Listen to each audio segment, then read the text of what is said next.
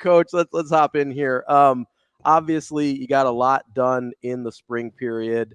I think a lot of people were pleased with what they saw during the spring game on Saturday. But was there anything that you were hoping to accomplish throughout the spring that you kind of want to go back and get to work on in the fall? Some things that you maybe didn't quite get where you wanted to on. I look at everything kind of in its own self. So I thought spring, we accomplished a lot of things. There's still things though that I'm, borderline obsessed with. We need to find an elite punt return game. We can't just let people pin the field against us. We need to master the 4-man rush. Everything can't be a blitz. So there's lots of things that while I know we made progress on, I'll have to see them. I'll have to see them in the fall. And just as importantly, a lot of guys on defense who play a lot of football for us, didn't play in all those scrimmages. They practiced day by day against us, but not in the scrimmages. So, I'm anxious to get those guys back out there and get rolling. It's interesting. I listen to you, like you just never, like you're never off, right? And so I know, like it's pretty demanding. I was listening to you talk about Thomas the other day, and you were describing loyalty, and he's never satisfied. And I couldn't help but to think, and listening to you and your affinity for him, he sounds a lot like how I've come to know you over the last couple of years, right? Like hard charger, never really satisfied, always on the gas. Like when you talk about him, do you see some of yourself or his character traits? Is that why you guys have such a good connection like that? 100%. I think it was early in the press conference, the first spring, I said, Thomas is wired just like me. He's really just like Christian McCaffrey. There's some people who want, and this is fine, but they want to be told, they're doing well all the time, and they want to know what they're doing well. There's other people, I look at football like, hey, let's eliminate the defects. Let's get rid of the things we don't do well. And then all you're left with is things that you do well. That can be kind of painstaking because you're always talking about the negative things, but it's what I believe. And it's what Thomas does. And so, he's obsessed with it. Like, in the day and age where a lot of guys want to talk about NIL, all he wants to talk about is getting to the NFL. I love a guy who's like, hey, I miss the days of like, hey, coach, why am I not getting the ball more? like, give me that. I want that. Not, hey, my marketing person wants me to get this. And I get it. I'm fine with it. But I love guys that are wired like Thomas is wired, right? And the NIL go, is fine. I'm just not saying anything negative. I'm just saying Thomas is wired. He wants to play and he wants to make plays. And so his nature is very much like mine. And I do want to say this. When I mentioned loyalty, loyalty comes in all different shapes. Like Chief Borders left us. Chief was loyal. Chief stayed through the spring. He graduated. He did a tremendous job. As he left my office, he was like, man, because he knows my daughter, he's her favorite player. He was like, tell my sister I love her. Like, he's doing the next step in his life. He's not quitting us. He's moving to the next thing. There's some guys, that might come in and just leave you for more money and you're not planning on it. Chief did everything right. He played the spring game, played his heart out in the spring game. So he showed loyalty. Thomas shows loyalty. And that's why I think we have a chance to be a pretty good team because those players are bringing that. That was long. I'm sorry. No, you're good. No, Coach, I appreciate that. And, I find myself thinking a lot because it seems like you have a lot of guys that are wired that way on your team, whether it was Chief, whether it's Thomas. Seems like Heinrich Harburg's kind of cut out of that same mold. We just heard Ethan Piper at the lead stuff, kind of having that same mentality. How do you find that in guys? Is that something you are specifically looking for when you're bringing guys in, either from high school or transfers, or is that something that you think you can help foster once they get here as a coaching staff? That's a beautiful question. Let me say this. When I got here, there was a lot of it here. Mm. So that's a credit to the previous staff. This is a credit to Scott and Nikki and all those guys. There was a lot of those types of guys here. And I think what happens in recruiting is sometimes you get so tempted to go chase, the talent only that you bypass a lot of this. You talk yourself out of it. Oh, we'll get him to do this and we'll get him to do that. You have to, in my mind, put enough players that are wired this way in the locker room that it becomes the norm. That if you're not like, I say all the time, functional people look dysfunctional to dysfunctional people. Like dysfunctional people look at normal people and say, what's wrong with that guy? Yeah. And so, you put enough functional people. And I didn't quite appreciate the volume of the roster when I got here. I was used to having 105, 110, 115 guys. You could really, and that's not that I didn't love them. I was a walk-on. You could really pour into. What I found is if you put enough Grant Taggies and Cooper Hausmans and Isaac Dickies and on and on and on, guys not on scholarship in the locker room who bleed Nebraska. And who bleed hard work. It just carries over to everybody else. Like Vincent Shavers showed up, and his lifting partner was Isaac Dickey. And the jumps that Vincent made in the offseason were due to him, but were also due to Isaac. And Isaac, hey, this is how we do this. This is how we're doing it. And they became great friends. So I think putting the right people in the locker room and being at Nebraska, you're surrounded by the right people. Coach, I've watched you a long time now and talk to you quite a bit. How you strike me as this person that can, like, either you thrive, you like to, or it's just natural to function at a high level in chaos, right? Like you it's high intensity and you expect guys to perform. Is it modeled? How has it been so effective as you kind of got the culture to come around emotionally, where it's like, you don't make excuses, we don't whine, I hear you say, figure out a way to get it done. We'll figure it out. We'll figure it out. And you don't really bat an eye at what isn't going on. It's how do you function with what is going on? Well, you got to hear me behind the scenes, though, Damon. I'm ripping Susan and Sean and everybody else. Why don't we have this? No. It was Coach Paterno. That was the way we did everything with Joe. I would watch him. Whereas I hear about Coach Osborne and how, like, calm and stately he was. Coach Paterno would, put so much pressure on you, and it was almost like a rite of passage. Once you kind of got through that and proved that you could handle that, he moved on and went on to the next young player. And I think now in today's day and age, where the players are always, everything they do is being evaluated and seen and really filmed and taped and watched, right? They're so used to, like, hey, is this good or bad? And they want to know what they're going to do so they can do it right, because they're scared to mess it up, because they don't want to let you down, because they don't want to be a failure. Like, they go from like 1 to, I'm going to retire homeless, in 5 minutes in their brain. And so to me, putting a lot of chaos around them and getting them comfortable in the chaos and getting them just to understand, hey, like, stop, think. I have no problem. I could walk in tomorrow and say, hey, you know what, guys, we're going to go to the run and shoot. Guys, we're going to go to the wishbone, and never bat an eye if that's what's best. And I think that like, that military, the OODA loop, in Orient, I'm not going to embarrass myself, but, observe, orient, like all that stuff, like being in the moment and looking and saying, hey, what do we need to do right now? And then fixing it.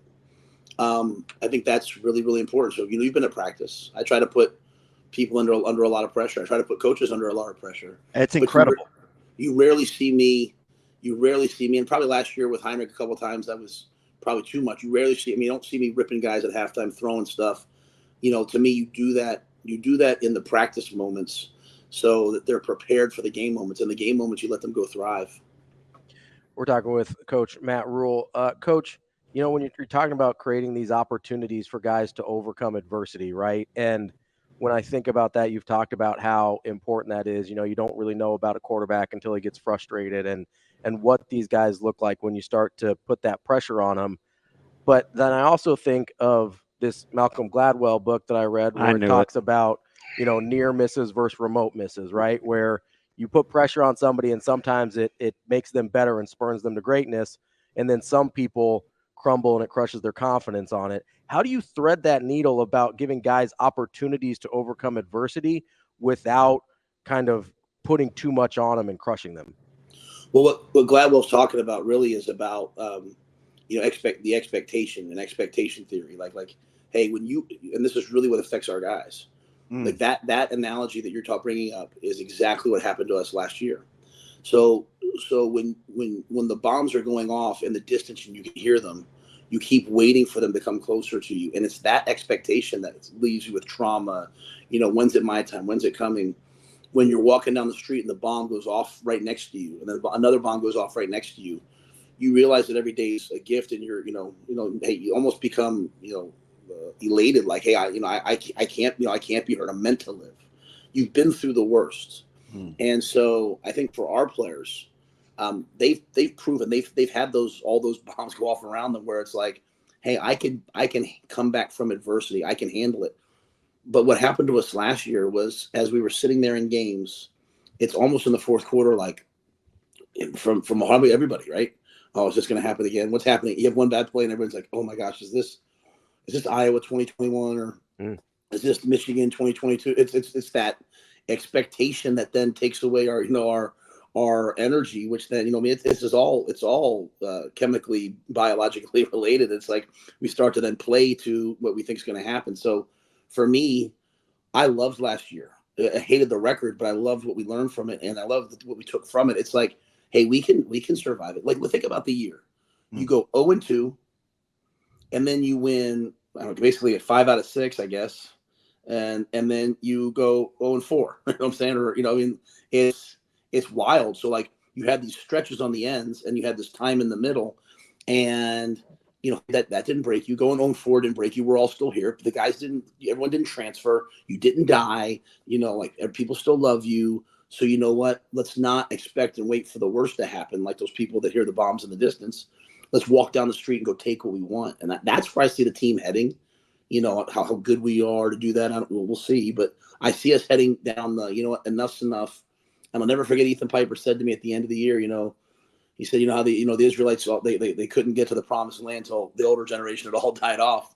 Pipe was like, a lot of us have been through a lot, Coach, and I can see now how having the young players in the program who don't remember these other games and don't remember that narrative, how they just are like, hey, we lost a close game, not wow, we're cursed. So getting rid of and it goes back to Damon's last question, getting rid of the excuses, getting rid of the poor me, the victim mentality, getting rid of hey, we're cursed, and just saying, catch the snap, block the punt. Hit the in cut. Don't throw a pick. They just do what you do and go win the game. And that to me is the next step for our team. It's interesting. Those practices are super high intensity. You're right, and there's a ton of strain on your staff. I talk about it all the time. It's not only your coordinators and assistant coaches, the support staff. There's a modeled way when you carry business like that, and it seems very natural for you. How much of that do you think is immediately trickled down to the players when they see other people function and hit curveballs on like a 2-0 dead red count, that they get it naturally too, just because it seems like that's how you just do business?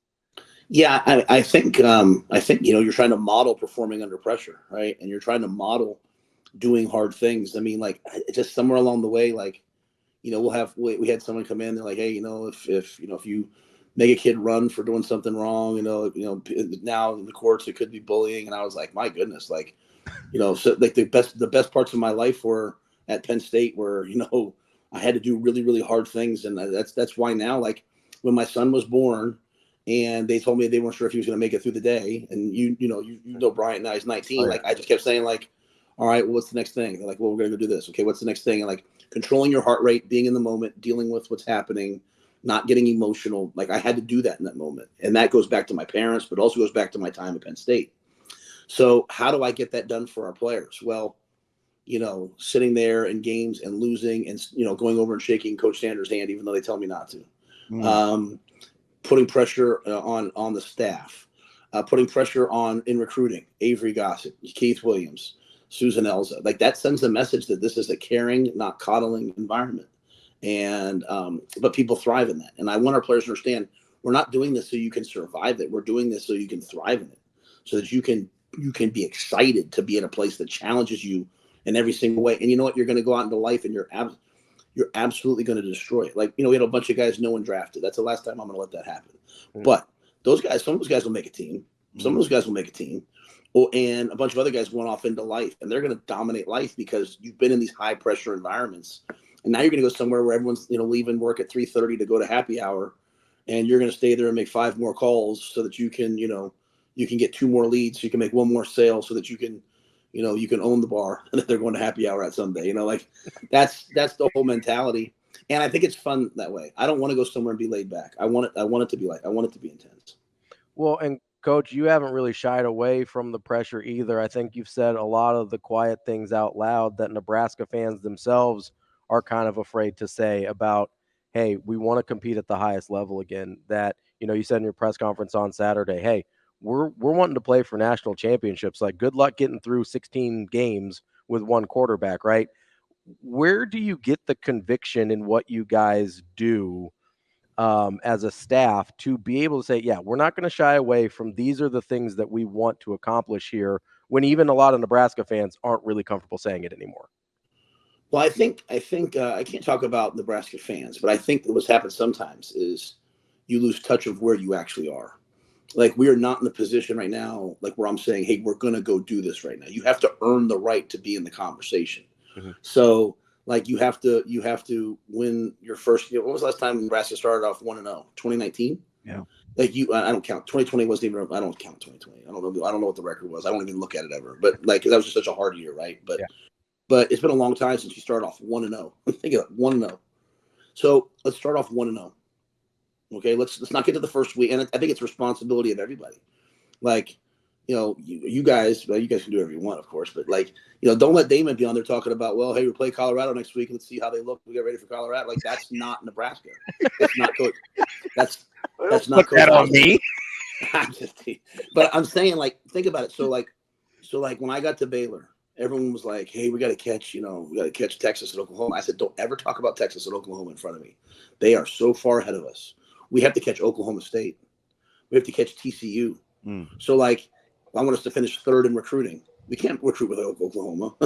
We don't have that brand. We don't have that budget. But I want us to be third in recruiting, third in everything. And pretty soon we passed TCU. We passed Oklahoma State. We passed them all. And then, you know what? Next thing you know, that same year, at the same time, just by being focused on the next step, we took 2 steps. We beat Texas. We took Oklahoma to overtime. And then 2 years later, I wasn't there.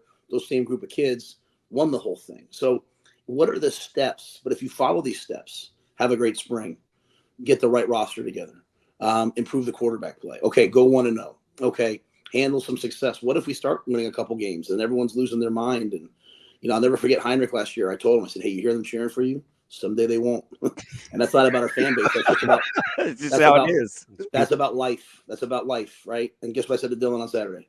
Hey, you heard them when they cheered when you came in? It's not always, and maybe it's in the NFL. It's not about our, please don't let that be about don't tweet that it's about our fans. That's about life, that you have to meet with triumph and disaster and treat those two imposters the same. Ooh. And so you're going to have these high moments, these low moments. If we can get our program where we're just like, hey, we want to know. Okay, cool. Hey, let's win the homecoming game. Hey, let's beat Iowa at Iowa. Let's beat Wisconsin at home. Was the last time we beat Wisconsin? 11 years, 11 times.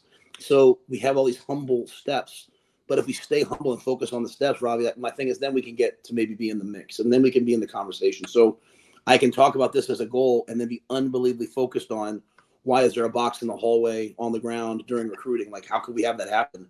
And people look at me like I'm nuts, except for the people who have been in my staff for a while, because they believe the same thing. Like, we're only going to win the national championship someday if we make sure that the recruiting path is clean, and if we make sure that the players are on the, I don't know. It's probably a stupid way of looking at it, but it's how we look at it. Hey, one of the things that I love about you is you like to dominate the state. You talked early about like the pulse and the heartbeat and what you want in the locker room.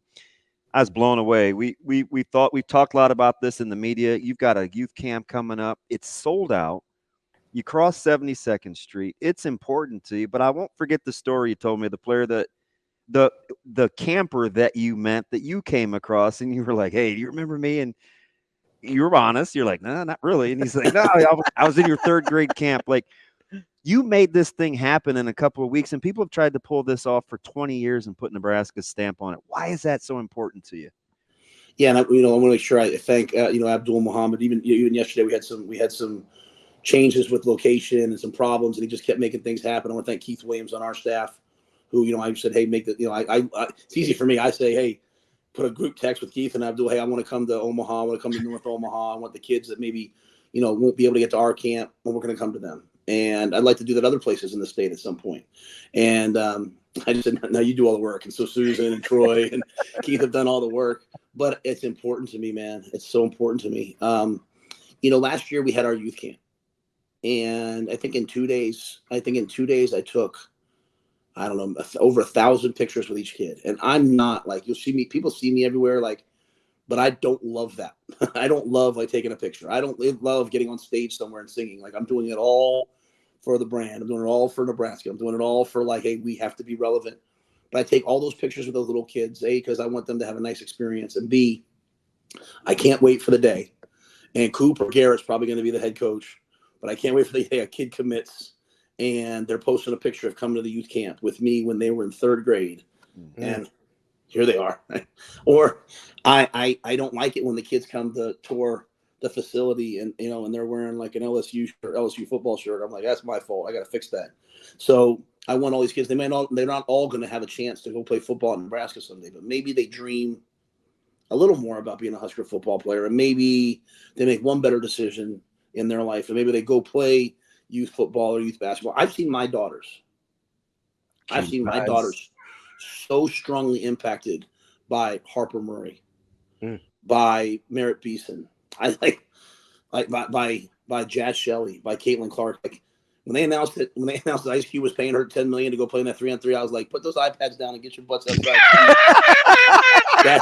That needs a retirement. but like I'm at the game before the spring game, and the women's basketball team's out there, and my daughter, like, she's like afraid to ask, and she walks over and gets a picture with them, and I'm like, man, like every kid in the state of Nebraska has to have the same experience with Nebraska football, and our kids are doing it. Elliot Brown, Gus is doing it. Elliot Brown runs his own camps, 7-on-7s. I have to do my part.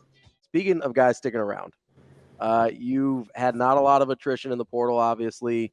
You were able to keep Coach White when he had a lot of opportunities. And one of the things that you said that kind of keeps kicking around my brain here is when Tony decided to stay, you said, we rewarded him after he decided to stay. We didn't try and convince him to try and stay with a new contract. Why is that distinction so important to you? And to be fair, I would have paid it. Fair enough. I think it wasn't one of those deals where, like, he wasn't out trying to leverage us, is what I'm saying. Like, he had legitimate people calling him, and you know, he's going through this really for the first time at this level, right? And you know, and I'm trying to help him navigate hey, I want you to go be a head coach, but I don't want you to be a head coach at a bad job, especially in today's day and age. Like, and but I don't want you to be a coordinator for someone else, you know, because they're convincing you that they'll either pay you more, or it really for Tony wasn't money. It was like, or they can help you become a head coach faster. So, and I just think Tony the whole time was just so honest, was so transparent, was so expressive of, hey, I want to be here. Like, you know, Angela loves it here. The kids love it here. So it was kind of clear, like, okay, he's not going to go down, you know, he's not going to take one of these head or get one of these head coach, however it worked out. That's what I meant. Like, hey, he didn't come in and say, hey, I need this to stay or else I'm doing this, right? I came to Arizona with him to this conference. And yesterday, you know, I made him deal with some of the, you know, as you're dealing with portal stuff. I made him, you know, hey, you go talk and have this conversation. He got on, he kind of had this look on his face. And it was with Troy Dana too. And I said, hey, you sure you want to be a head coach, number one? I said, let's not get mad at the fellas, you know, hey, coach, I know I can get this money somewhere else. You know, they're trying to, you know, I'd like, you know, maybe I need to go talk to 1890 about a new deal. I said, you did the same dang thing, bro. and I looked at Troy and I said, and when we win someday, I'm doing the same thing to you, Troy. I'm just here. I know you did too. Like people may hear you laugh, but you're not playing. Hey, you go march in that offense with a ring and get whatever you need, bud. That's it. You know, Troy, I'm happy that Tony's here. So I always joke with you, and I always say, I just would not want to play cards with you. And it's not because you're competitive, because I know you're ultra competitive. I told people you probably actually thought you were going to beat Compton in that race, but I wouldn't want to play cards with you because you just come across as having this gift of discernment, right? Like your radar is top shelf. And I'm like, this guy's, he's always sizing people up. How do you know, or is that the strength when it comes to, hey, go do your thing. You've earned it. This is a heck of a spot versus, okay, you can leave us if you want to, but I'm just telling you, that's not a good idea. How do you weigh the go get yours, you've earned it versus, hey, be careful, you're going to step in it? Yeah. You've navigated the portal like that since you've been here. Yeah, like you know, at first, you know, I think going through the portal every year kind of helps you. Dealing with assistant coaches helps you. It's like everyone has everyone has a different road to go, but everyone has a different value as well, right? Like, so like there's some people like, hey, you want to go test the market as a coach and see, and I'm kind of like, okay, great. Hey, go, hey, that'd be great. I can upgrade this position with someone. I'm very loyal, but if I can upgrade a young coach for another young coach, okay, great. I can do this. So my mind starts working. Some guys, their value's so high. I'm like, man, I can't lose Coop. Like, come on. Hey, Coop had a team come in this year and offer him almost twice what I pay him. I mean, it was ridiculous, right? And he stayed with us for not a cent more. And like, so each person has different values to the program and to me. And so I think it's really important that we're very self-aware of what our value is. We can't walk in thinking, hey, I'm worth this. That's where people get in a lot of trouble, and all of a sudden they get way less. So I think taking the time when someone comes in as they get older to just listen to them, hear them, talk them through it, keeps you kind of even keel. Now, having a purpose far greater than just, hey, I want to win games and make money and like really wanting the players that play for me to be successful, really wanting the coaches that coach for me and the staff that I want them to be successful. I'm down here at this conference. I saw Joey McGuire yesterday, Garrett's father, who's the head coach of Texas Tech. And I'm so thrilled that he's having success he's having. And like, that makes me feel like, hey, maybe in some small way I did something. So I think taking all that and then looking at each person and being like, hey, this is what, if you're asking me, this is what I see your path as. I go back to the season with the Tamon Lynham. Tamon graduated. Tamon wanted, he had been a great character guy for us, special teams guy. He wanted to start, and I was like, all right, well, why don't you go into the portal, look and see if there's a place where you think you can go start, a place close to home. We'll make you a highlight film. I'll call anybody you want. And if you don't get what you think you want to get, then just come out of the portal and come back to the team. Now, a lot of coaches won't do that. They're like, now I'm not talking about, hey, I'm going to go in the portal, become a free agent, go around, look at money offers, and then come back and leverage you, coach. Well, I don't know if maybe I would do that. Depends on how good the guy is, right? If and I just think that's where you have to be really honest with guys. Like, hey, guys, this is the NFL. This is life. Everybody has a different value. Don't hear me now. Don't ask or expect more than what your value actually is, or you'll be disappointed. Stay in that and then earn more value. And so when Mondo came to me and was like, hey, I'm thinking, when he went to Pitt, I was fired up for him because he graduated from Nebraska, gave his all to us, loyal to us. And I still text with him, when I'm allowed to. Hey, I love you, man. Keep doing what you're doing, because he's a former player of mine. That to me is how you look at the staff of people, and that's not how we look at our own kids. Like, I'm sure you're going to handle things different with Caleb than maybe you do with Zoe, right? Yeah. You know what I mean? Like, I handle things different with Vivi than even Leona, and so trying to be equitable, but everything can't be equal, I guess. Coach, I'm interested about what you're talking about with coaching staff there, because you've got a history of like sticking with really young coaches, hiring guys that maybe haven't worked in the college game before. It almost seems like you enjoy coaching your coaches as much as you do coaching the players. Like, is that perception accurate? Because it seems like you get a lot of, I guess, satisfaction out of, like you said, seeing those guys go off and succeed other places. Yeah, I think I definitely like that part of it. I also need people that can handle the pace and the expectation level. Yeah. That can live the way that we want to live. And most importantly, that wake up every day saying, I want these players to wake up someday and say my life's better because I was there. So I have to every day come in and try to, pour into the lives of young people. And that's really a high school coach's mentality. Okay. That's my father. That's Garrett's father. That's why we were so close. I don't need superstars. I don't need mercenaries. I don't need, hey, I'm the third best recruiter on, Rivals because I did this, and this.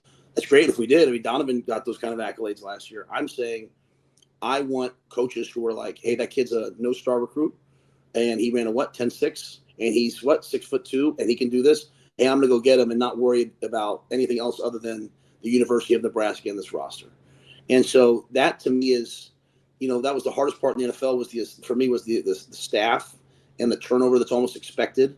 You think back to Nebraska's greatness, and you're talking about Coach Darlington. You're talking about Coach Teneper. You're talking about Ron Brown. You're talking about these coaches that have been here forever. And there's a consistency that it brings to the roster. There's a consistency that it brings to the players.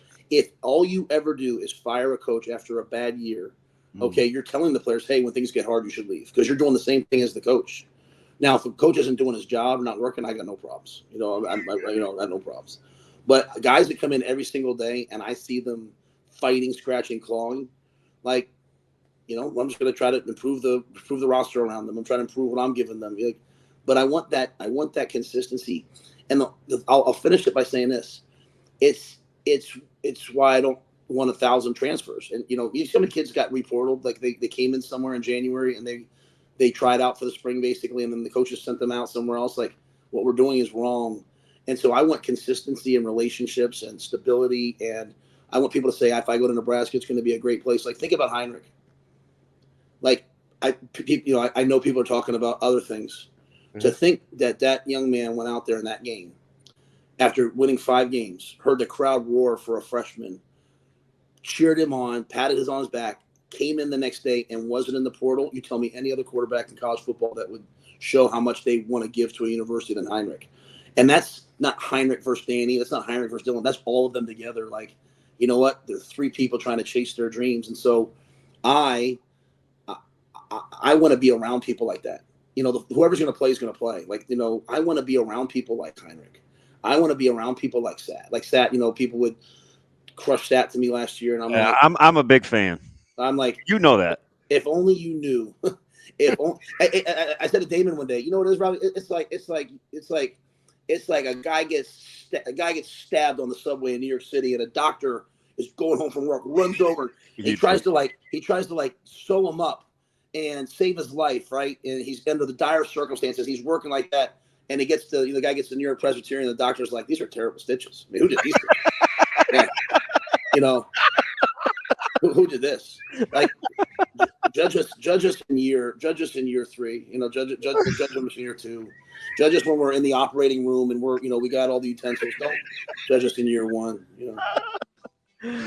Oh, you always save the best for last, Coach. We appreciate you, man. Hopefully you enjoy the conference. Give Coach White, the staff, my best man in Scottsdale. I appreciate you getting up early with Pacific time. Thank you, Coach.